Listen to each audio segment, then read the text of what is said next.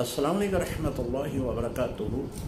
سید وقار الحسن شاہ صاحب ہیں پشاور سے، سوال پوچھ رہے ہیں کہ قبلہ مفتی صاحب بی لو ایپ پہ کام کرنے کی شرعی حیثیت کیا ہے؟ جی، بی لو ایپ کے اوپر کافی دنوں سے میں سرچ اور کافی تحقیق کرنے کے بعد اس نتیجے پہ پہنچا ہوں کہ یہ جو ہے وہ یہ ڈیجیٹل کرنسیز جو ہیں انہی کی طرح یہ ایک سارا شیڈول ہے، اور اس میں جس طرح کام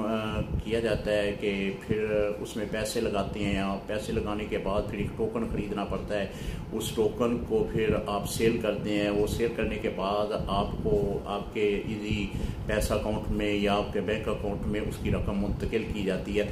لیکن تحقیق یہ ہے کہ یہ جو آپ پیسہ اس پر انویسٹ کر رہے ہیں اس سے کیا کاروبار کیا جا رہا ہے، تو اس پر کوئی کاروبار کی تحقیق آپ کے پاس نہیں ہے، آپ اس کے متعلق نہیں جانتے، وہ آپ صرف پیسہ دے رہے ہیں اور اس کے اوپر مخصوص نفع جو ہے وہ آپ کو دیا جا رہا ہے، اور پھر اس کے اوپر وہی جس طرح کے دیگر کرنسیز ہیں ڈیجیٹل، اس میں بٹ کوائن ہے، اسی کے ماحول میں آ کر اسی پر جو پیسے ہیں وہ آپ کو دیے جاتے ہیں۔ حالیہ جو پاکستان کے میچز ہوئے ہیں اس میچز کے دوران ایک کرکٹر نے اس ایپ کی بہت زیادہ شہرت کی ہے اور بہت زیادہ لوگ اس کی طرف متوجہ ہوئے ہیں کہ جی یہ جو ہے فلاں کرکٹر نے جو ہے اس کے متعلق کہا ہے کہ انویسٹ کریں۔ دیکھیں، کرکٹر اگر کسی ایپ کے متعلق یا کسی بھی ادارے کے متعلق، جو اس طرح کے ادارے ہیں جن کا وجود ہی نہیں ہے، ایک ڈیجیٹل ماحول میں لوگوں کے سامنے ظاہر کیے گئے ہیں، تو اگر وہ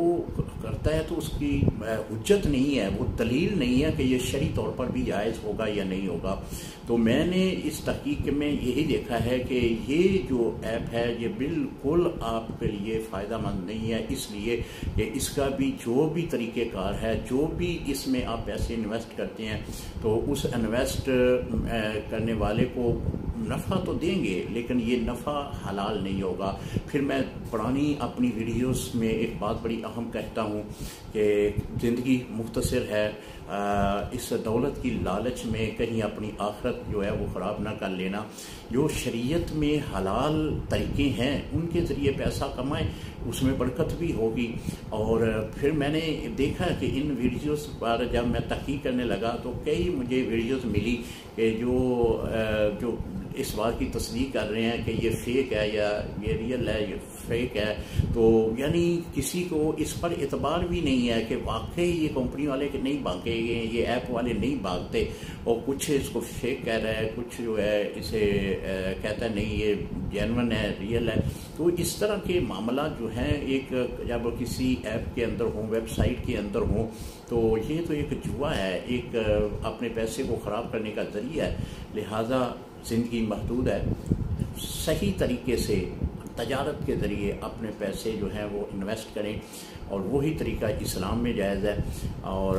اس کا طریقہ کار یہ ہے کہ آپ جو بھی پیسے انویسٹ کرتے ہیں، انویسٹ کرنے والے سے پوچھیں کہ آپ ہمارے پیسے کس جگہ پہ لگائیں گے، وہ آپ کو کہیں کہ ہم فلاں کاروبار کریں گے، اس کاروبار میں آپ کو جو ہے نفع جتنا بھی ہوگا ہم آپ کو دیں گے، اور آپ کے پیسے جو ہیں وہ ہمارے پاس محفوظ ہیں، جب ہی آپ کو ضرورت پڑے گی ہم آپ کے پیسے واپس کر دیں گے۔ بالکل شرعاً جائز ہے، آپ ایسا کریں۔ لیکن یہاں پہ یہ ہے کہ جو آپ نے پیسے لگا دیے ہیں وہ اگر آپ چاہیں کہ واپس مل جائیں تو وہ کہتے ہیں کہ نہیں جی واپس نہیں ملیں گے، اب آپ کو گیم کرنا ہوگی۔ تو گیم کرنے کے بعد پھر جو ہے وہ جو بھی ان کے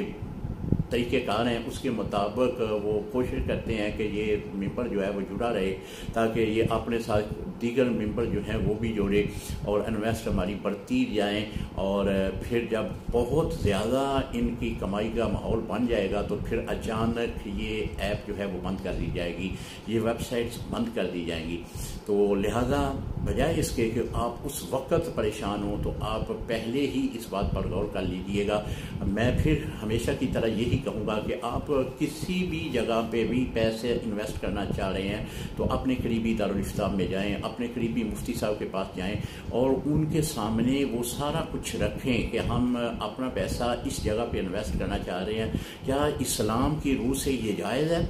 وہ تحقیق کرنے کے بعد آپ کو یہ بتا دیں کہ ٹھیک ہے آپ کر سکتے ہیں تو ٹھیک ہے آپ کریں، اگر وہ کہہ دیں کہ نہیں یہ ٹھیک نہیں ہے تو پھر خدا را ان ایپس کے ذریعے، ان ویب سائٹ کے ذریعے جو ہے وہ سود کی طرف نہ جائیں. سود اللہ اس کے رسول کے خلاف ایک کھلی جنگ ہے. بچیں، زندگی محدود ہے. السلام علیکم ورحمۃ اللہ وبرکاتہ.